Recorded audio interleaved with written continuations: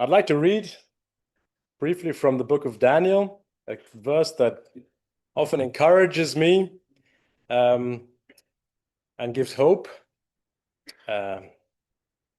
It's found in Daniel chapter 2 and verses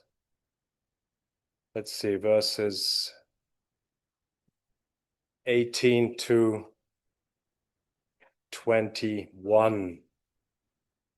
He urged them to plead for mercy from the God of heaven concerning this mystery, so that he and his friend might not be executed with the rest of the wise men of Babylon. During the night, the mystery was revealed to Daniel in a vision. Then Daniel praised the God of heavens and said, "Praise be to the name of God forever and ever.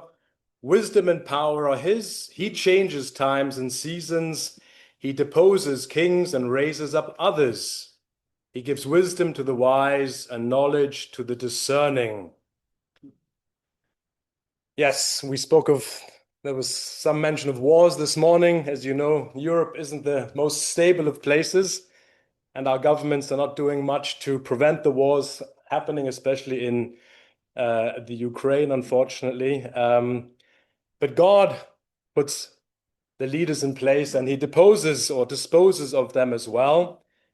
And that's an encouragement for me, because I know everything is ultimately in his hands and not in the hands of the politicians in Brussels or wherever else they may be, because we have very little influence, especially the Christian influence. That's what Tony ultimately asked me to speak about, is the Christian influence or the Christian testimony in Europe, in Central Europe. In Germany, people are not interested in God. The only people who are interested in God, if any, are the Muslims. That is a common denominator we have. And we have a lot of Muslim friends in our community. So please pray for our testimony in our little town, that we can reach out to them.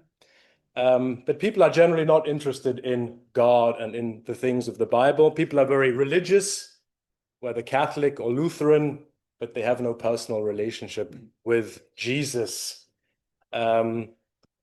We find it difficult to do outreach. We have I'm speaking of our local church in Germany, in Bavaria, but we do have events, for instance, Christmas services, where we are able to invite people from outside, friends, family, or neighbors.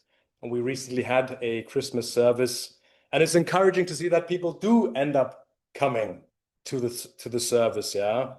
But generally, people are very comfortable despite the raise in prices, inflation, what have you. We are still very affluent in Germany, and that is, in my opinion, one of the reasons why people believe they don't need God. Yeah, people hear about revival in the UK. I have no real opinion on that. Don't follow that too much, so I can't really give any perspective on that. But in Germany, it is difficult. Yes, it is definitely difficult to witness. I had a chat with Tony the other day in the car when we drove from the airport to Langebahn. What are the opportunities we have? And my colleagues, of course, at work are a concern of mine. And Tony said to me very wisely, yes, but you're not at work to evangelize. And so for us, it's very much friendship driven. Yeah, inviting people either to the church at such events or to our home. Yeah. But one thing that I'd like to, I don't know if that's enough, Tony. I can't say anything on Holland. You mentioned something about revival in Holland. What I would like to say today is that since we've been in South Africa, we have had such blessing from the people of South Africa, people we didn't know, people who we met, we encountered on roads in the Citrusdal area, Cederberg, people who had no interest in us per se, but were willing to help us. And since we've been here, that's been for us an incredible blessing, is the people, yeah, here at the church in Langebahn, but people who we actually had no connection with whatsoever. And that's what I'd like to say to you. Thank you for being such wonderful people. And I know you have problems in South Africa. We all have problems in our countries, but when I go back to Germany, that's one thing I'm going to say to my friends and colleagues. The people of South Africa are just amazing people, yeah. So thank you for that. Would you like to? Greet them in Jesus' name from us. Yes, I will do.